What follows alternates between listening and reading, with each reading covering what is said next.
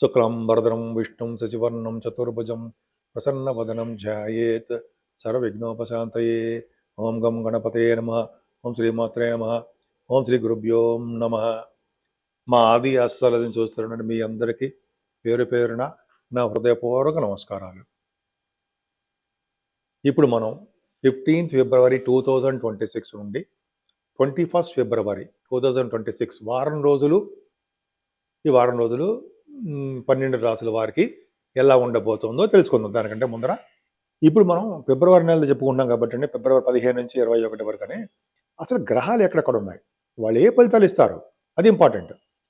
గురుడు ఉన్నాడు మిథున రాశిలో వక్రగతిలో శత్రుక్షేత్రంలో ఉన్నాడండి. సింహరాశిలో కేతువు, అలాగే కుజ చంద్రులు. కుజుడేమో యాక్చువల్గా మీకు మకర రాశిలోనే పరమోచ్చులో 23 డిగ్రీల దగ్గర ఉంటాడు. చాలా బ్యూటిఫుల్గా చాలా ఉచ్చస్థితిలో ఉన్నాడండి ఆయన.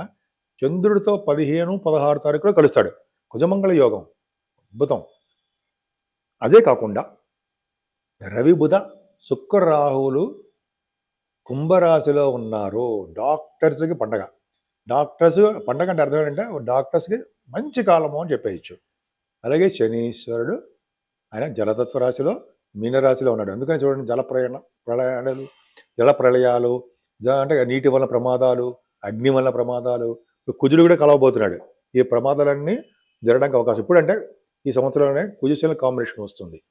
అప్పుడు కొద్దిగా చాలా ఎక్కువ దోషం ఉంటుందండి. అప్పుడు కూడా ఒకసారి చెప్పుకుందాం, నేను చెప్తాను. అప్పుడు ఏ ఫలితాలు అంటే ఎటువంటి రెమెడీస్ చేయాలో చెప్పుకుందాం, భయపడాల్సిన అవసరం లేదు. సో ఈ విధంగా ప్లానెటరీ పొజిషన్ ఉందండి.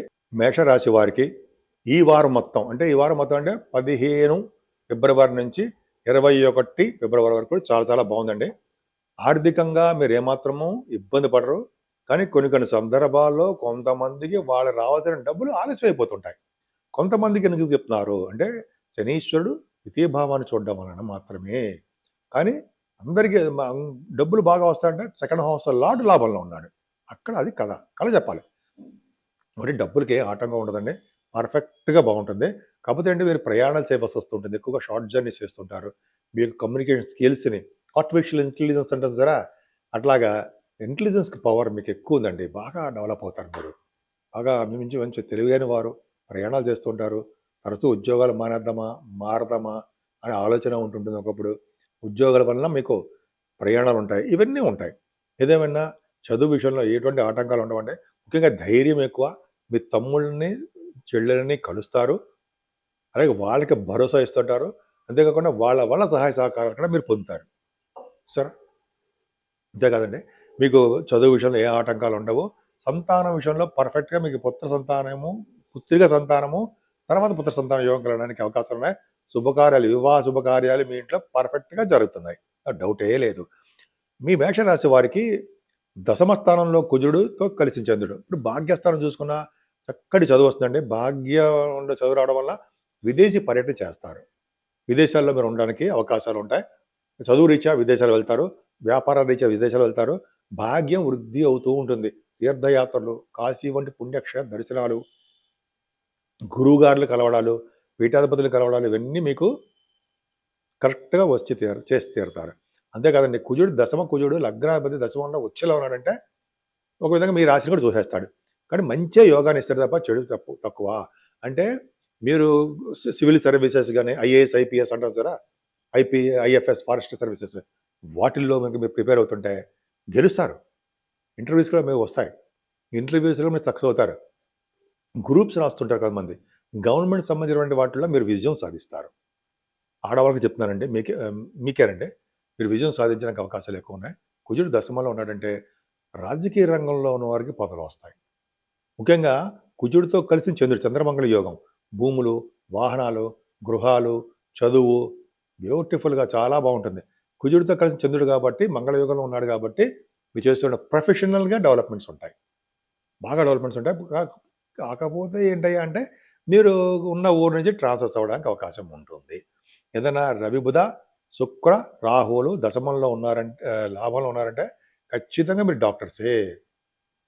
డాక్టర్స్ వృత్తిలో ఉన్న వాళ్ళకి చాలా చాలా చాలా బాగుంటుంది. అది కూడా గురుదృష్టి ఉందంటే రవి బుధులకి ఫైనాన్స్ రంగంలో మీరు బాగా రాణిస్తారు అని చెప్పచ్చు. ఫైనాన్స్ రంగంలో అంటే ఏంటి, chartered accountancy, cost accountancy, auditors ఉంటాం కదా, వాటిల్లో కూడా మీరు రాణిస్తారు. బుధ రాహువుల కాంబినేషన్ వార్తా సంస్థల్లో పనిచేసే వాళ్ళకి బాగా డబ్బులు రావడము, తెలివిగా ఉండడము, మంచి మంచి ఐడియాస్ ఇస్తూ ఉండడము, అలాగే సోదరీమణుల ద్వారా సహాయ సహకారాలు పొందడము, అలాగే హుందాగా ఉండడానికి అవకాశాలు ఉండడము, తెలివైన వారుగా ఉండడానికి అవకాశాలు ఉన్నాయి. బుధ శుక్రుల వలన భూములు, వాహనాలు, గృహాలు ఇలా చెప్పుకుని వెళ్ళిపోతే చాలా ఎక్కువ ఉందండి. అధికమైన తెలివితేటలు గల వారుగా మీరు ఉంటారు. అంతేకాకుండా లాభంలో ఉన్నారు కాబట్టి వీళ్ళందరూ కూడా మీరు ఎంఎస్ చేయడం కోసం ఫారిన్ కంట్రీస్ వెళ్తారు. డాక్టర్స్ వృత్తిలో ఉన్న వారికి బాగా అనువైన కాలము. ఒక రాహువు ఉంటేనే వృశ్చిక రాశిలో కుంభరాశిలో డాక్టర్స్ బ్రహ్మాండంగా ఉంటుంది. రవి బుధులు ఉన్నారుగా, రవి బుధ రాహులు కాంబినేషన్స్ డాక్టర్సే. ఇక కుజుడు కూడా వచ్చేస్తాడు కుంభరాశిలోకి. అప్పుడు వాళ్ళు ఆపరేషన్స్ చేస్తారు. వాళ్ళకి సూపర్ సక్సెస్. సరే, శనీశ్వరుడు వలన కొద్దిగా మీరు ప్రయాణాలు చేస్తారండి. ప్రయాణాలు చేయడంతో పాటు మీరు అనుకోని ప్లేస్‌కి, ఇష్టం లేని ప్లేస్‌కి ట్రాన్స్‌ఫర్స్ అవ్వడానికి అవకాశం ఉంటుంది. నా పేరు వాడ్రే ఆదినారాయణ శర్మ. మనం 7075389589లో ఉంటారండి ఫోన్ నెంబరు. మీకు మీ జాతకాలు తెలుసుకోవాలనుకుంటే మీ date of birth, time of birth, place of birth ఉండాలి. ఉంటే కరెక్ట్ యాక్యురేట్‌గా రిజల్ట్స్ వస్తాయండి. మీకు పెళ్ళిళ్ళు కాలేకపోయినా కొంతమంది పెళ్ళిళ్ళు ఆలస్యం అవుతూ ఉంటాయి. ఎందుకు అనేది జాతకంలో కూడా ఉంటుంది. ఎప్పుడవుతుంది అనేది కూడా చెప్పొచ్చు. అలాగే ఉద్యోగాలు కూడా ఎప్పుడొస్తాయి. చాలామందికి చెప్పినప్పుడు ఉద్యోగాలు కూడా వచ్చే ఉంటాయి. సరే, పక్క పెడదాం చెప్పుకోకూడదు కానీ, బట్ ఉద్యోగాలు గురించి కానీ, లేకపోతే ఇంకా చాలా సమస్యలు ఉంటాయి కదా, చిల్డ్రన్ విషయంలో కానీ, ఇలా చాలా రకాల సమస్యలు జాతకంలోనే తెలుస్తుంటుంది. 99% మనం చెప్పడానికి అవకాశాలు ఉంటాయని చెప్పవచ్చు. జాతకం చూసి చెప్పచ్చు. మీరు ఒకవేళ మీరు తెలుసుకోవాలనుకుంటే ఈ కింద నెంబర్కి ఫోన్ చేయండి. 7075389589 ఆల్రెడీ స్క్రోల్ అవుతుంది. ఇది సరిపోతుందండి. సరే, అంతేకాకుండా ఇవే కాకుండా మన ఆది ఆస్తుల నుంచి కూడా మనం వాస్తు సంబంధించినటువంటి ఇవి కూడా మనం చెప్తూ ఉంటామండి. సమస్యలు, సమాధానాలు ఉంటాయి. కొన్ని కొన్ని డౌట్స్ ఉంటే చెప్తాము. ఫారిన్ కంట్రీస్ కూడా అప్పుడప్పుడు ఫోన్ చేస్తుంటారు. అది పక్కా పెడదాం. ఇంకా ఏంటంటే మీ గృహప్రవేశ ముహూర్తాలు కానీ, పెళ్ళిళ్ళ ముహూర్తాలు కానీ మన ఆది ఆస్తుల నుంచే మనం ఉంటాం. మీరు తెలుసుకోవాలనుకుంటే ఒకవేళ నేను ఫోన్ నెంబర్లో నేను ఎంగేజ్ వచ్చినా, అది ఇలా నేను షూటింగ్స్లో ఉన్న ఫోన్ లిఫ్ట్ చేయను, సైలెంట్లో పెడతా. కాబట్టి మీరు నాకు వాట్సాప్లో మెసేజ్లు పెట్టండి. తర్వాత నేనే మీకు ఫోన్ షూటింగ్స్ అని అయిపోయిన తర్వాత నేను మీకు రెస్పాండ్ అవుతాను, మీతో మాట్లాడతా కూడా. సో అంతే తప్ప వేరే వాళ్ళు పక్కన ఇంకోటి మీడియేటర్స్ వాళ్ళు ఎవరో ఉండరు. నేనే స్ట్రైట్ మీతో మాట్లాడడానికి అవకాశం ఉంటుంది. సరే, అది పక్క పెడదామండి. ఇప్పుడు మనం ఈ మేషరాశి నుంచి ఆల్మోస్ట్ మీనరాశి వరకు 12 రాశుల వారికి పరిష్కార మార్గాలు ఏమైనా ఉన్నాయా? గ్రహాల యొక్క ప్రభావము వలన దుష్ఫలితాలు ఉన్నప్పుడు చిన్న చిన్న పరిష్కార మార్గాలు మన ఇంట్లోనే చేసుకునే పరిష్కార మార్గాలు ఉన్నాయా? ఉన్నాయి. సో ఒకటండి, పరిష్కార మార్గాలు ఉన్నాయి. కానీ ఆ పరిష్కారం చేసేసుకున్నంత మాత్రాన అవన్నీ ఒకేసారి సమస్యలు తొలగిపోవు. అది కరెక్ట్, అది ఖచ్చితం.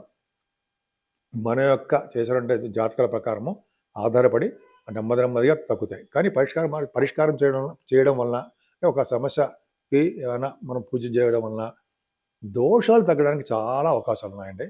అంటే మనకి అవాంతరాల నుంచి భగవంతుడు కాపాడుతూనే ఉంటాడు.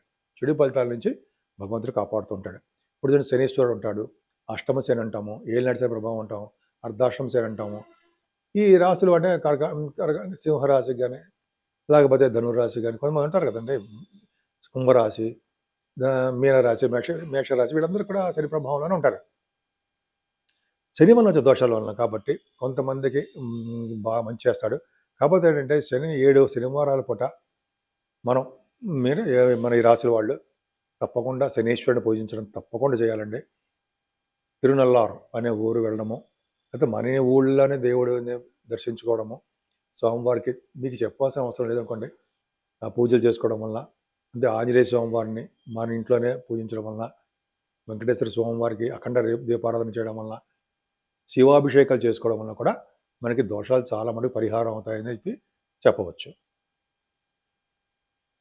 అంతేకాదండి, మనం ఈ శనీశ్వరుడి పూజలే కాదు, మనకి ఈ వారం మొత్తం కూడా శివుడికి అభిషేకాలు చేసుకోవడం, అంటే శివరాత్రి, మహాశివరాత్రి వస్తుంది. అది కూడా 15వ తారీఖుని 15వ తారీఖుని ఆ శివరాత్రి చేసుకోవడం, అంటే ఆ రోజు శివుడికి, మహాశివుడికి, మహేశ్వరుడికి మనం మారేడు దళాలతోటి అభిషేకాలు, మారేడు దళాల పూజలు, మారేడు దళాలతోటి పూజలు, అభిషేక కార్యక్రమాలు ఇవన్నీ చేసుకోవడము, ఉపవాసం ఉండడము, ఆ రోజు రాత్రి శివపార్వతుల కళ్యాణం చేయించుకోవడము, అంతేకాకుండా ఆ రోజంతా జాగరణ ఉండడము, అంటే దీక్షగా జాగరణ ఉండడము, బ్రహ్మచర్యం పాటిస్తూ నేల మీద అక్కడ మనకి కన్వీనియంట్ కొన్ని చోట్ల పడుకోవడము చేయడం వలన మనకి శివలోక ప్రాప్తి కలుగుతుందని, శివుడి యొక్క ఆశీస్సులు కలుగుతాయని బోళాశంకరుడు అంటారు. కాబట్టి శివుడిని మనకి త్వరగా అనుగ్రహిస్తాడని చెప్పి మనకి శాస్త్రాలు చెప్తున్నాయి.